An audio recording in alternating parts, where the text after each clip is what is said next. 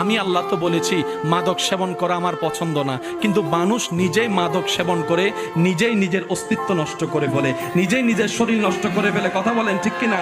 আমি আল্লাহ তো নিষেধ করে দিয়েছিলাম, বান্দা অভাব হোক আর যাই হোক সুদে লাগিস না, সুদে লাগিস না, আমি রবের হুকুমের অপেক্ষা কর, আমি রবের হুকুমের অপেক্ষা কর। আরে আমি আল্লাহ সুলাইমান নবীকে পৃথিবীর বাদশা বানায় দিতে পেরেছি, আমি আল্লাহ ইউসুফ নবীকে জেলখানার থেকে রাজপ্রাসাদের রাজা বানাই দিতে পেরেছি, সুবহানাল্লাহ। আমি আল্লাহ ইউনুস পয়গম্বরকে 40 দিন মাছের পেটে থাকার পরও আমি আল্লাহ ওনাকে মরতে দিই নাই, ওনাকে মরতে দিই নাই। আমি আল্লাহর উপর বিশ্বাসটা একটু রাখ না বান্দা। তোকে কে কষ্ট দিচ্ছে আমাকে এসে বল, তোর উপর কে জুলুম করতেছে আমাকে একটু এসে বল না। রব বলে যে বান্দা তোর কি দরকার, তোকে তো তাহাজ্জুদের ওয়াক্ত আমি দিয়ে দিয়েছি, গভীর রাত দিয়ে দিয়েছি, গভীর রাত দিয়ে দিয়েছি।